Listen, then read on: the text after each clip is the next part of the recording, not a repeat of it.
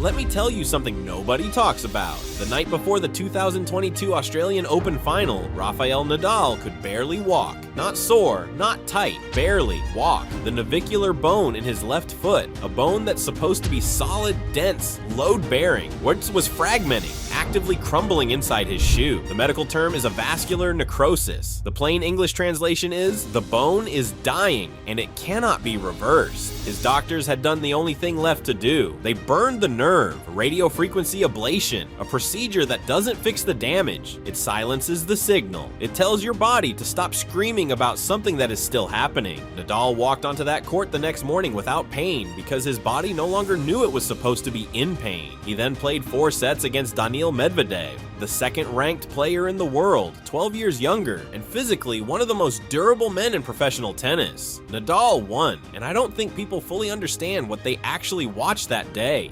To understand how Nadal got to that moment, you have to go back to Manacor, a small, unremarkable town in the interior of Mallorca. Not a tennis city, not a training hub, just a place where a man named Toni Nadal decided to build something out of his 3-year-old nephew. Toni was not a conventional coach. He didn't believe in comfort. He drilled Rafael in wind, in heat, on surfaces that punished every error. He made him train through exhaustion and frustration and embarrassment until the frustration stopped meaning anything. He famously refused to praise Rafael after wins, believing that praise made you soft, and softness was the one thing he would not allow. But the most consequential decision Toni ever made was this. He switched Rafael from right-handed to left-handed play. This was not an accident, it was engineering. A left-handed forehand from the ad side curves into the body of a right-handed opponent in a way that is geometrically different from anything they practice against. It turns the most natural shot in tennis into a structural trap. The topspin Nadal generated from that forehand became, statistically, the most extreme ever recorded at the professional level. We're talking 3,200 revolutions per minute on average, nearly double what Federer generated with his. The ball didn't just land deep, it jumped off the clay at an angle that physically disrupted body mechanics. Opponents weren't just losing points, they were being rewired, shot by shot, to expect the wrong bounce. But here's what nobody told young Rafael, and what took 20 years to fully understand. The same mechanics that made that forehand so destructive were compressing a biological clock that could not be stopped. The extreme rotational force loaded his left wrist, elbow, and shoulder with stress that accumulates. The low, crouched defensive posture he used, the one that allowed him to retrieve balls that had no right being retrieved, placed asymmetric loading on his left knee in patterns that orthopedic surgeons would later describe as structurally unsustainable over a long career.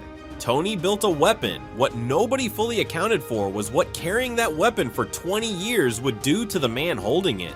The left knee arrived first. 2005. Nadal is 18 years old. He has just won his first French Open, the first of what will become 14. He is already reporting tendinopathy in the patellar tendon, not soreness, not a strain from overtraining, a structural overuse condition in a teenager who had barely started. He would spend the next 19 years managing that knee, and when the knee held, something else gave: the wrist, the abdomen, the hip, his appendix mid-season in 2009, requiring emergency surgery between tournaments. His body read like a damage report that never fully closed. Every new chapter starting before the last one healed. But the condition that would eventually end everything had been developing silently for years before anyone gave it a name: Müller-Weiss Syndrome, a rare degenerative disease affecting the navicular bone in the foot. The bone slowly loses its blood supply and begins to break apart from the inside. It is progressive, it is irreversible, and in Nadal's case, the relentless physical load of 2 decades of elite tennis had been accelerating its deterioration long before it was correctly diagnosed. Here's the detail that stops me cold every time I think about it. Müller-Weiss is typically seen in middle-aged sedentary adults. The mechanism is usually poor bone development combined with prolonged compression from normal daily activity. Nadal got a version of it amplified by the most physically demanding playing style in the history of the sport. His body turned a rare degenerative condition into something it had never been before, a career-ending injury in an elite athlete at the peak of his powers. By 2021, the pain in his left foot was severe enough that he withdrew from Wimbledon and the US Open entirely. He told reporters he was not certain he could continue playing professional tennis. That was not a calculated media moment. That was a man in his mid-30s sitting in his home in Mallorca, staring at a condition with no surgical solution, wondering if the thing he had structured his entire existence around was permanently gone.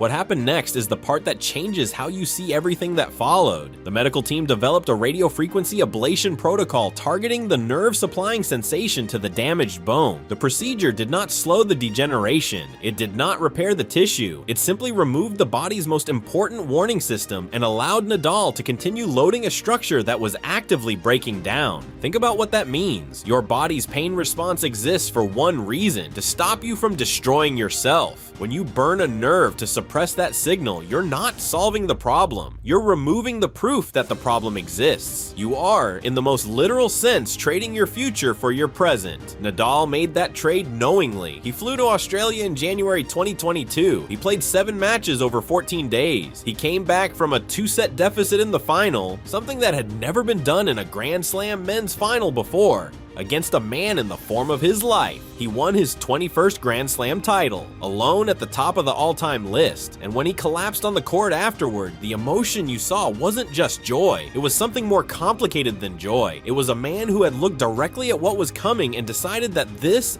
specific moment was worth every single thing it cost.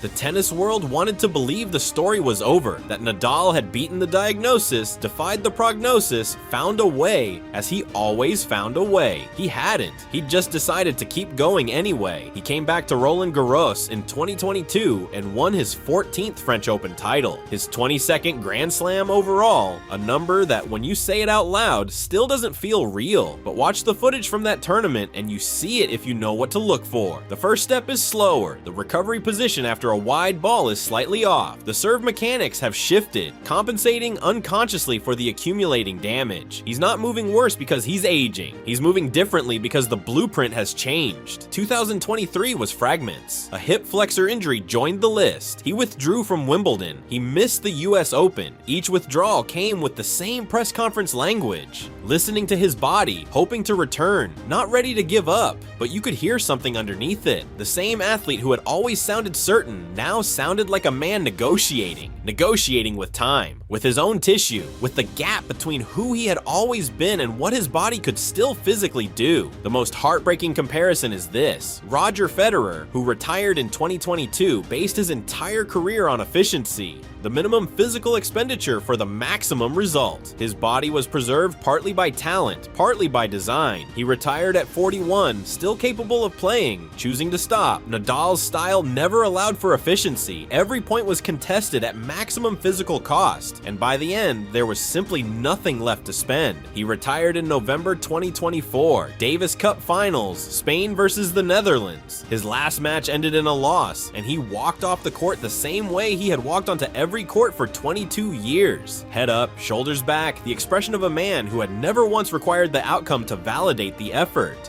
Here is what Rafael Nadal actually leaves behind. Not 22 Grand Slams, though the number is staggering. Not 14 French Open titles, though that record will likely never be approached. Not even the clay court winning percentage, which sits at a level that future statisticians will struggle to explain to people who never watched him play.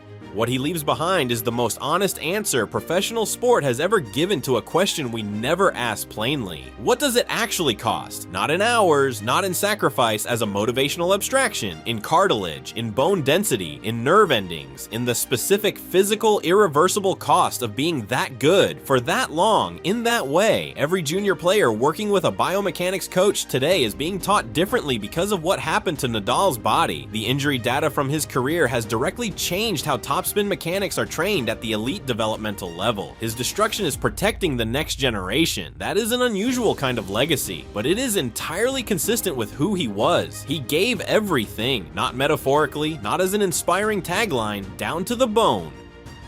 There will be players who win more cleanly, who manage their bodies better, who retire at 42 with their movement still intact and their career ending on their own terms. And they will be great, but there will not be another Nadal, because what he was required, everything he gave. Every morning for 22 years, he woke up knowing exactly what the game was asking of him and exactly what it was taking, and he chose it anyway. That choice, made in silence, made in physiotherapy rooms and hotel corridors and press conferences nobody remembers, is the truest thing about him. Not the trophies, the choice.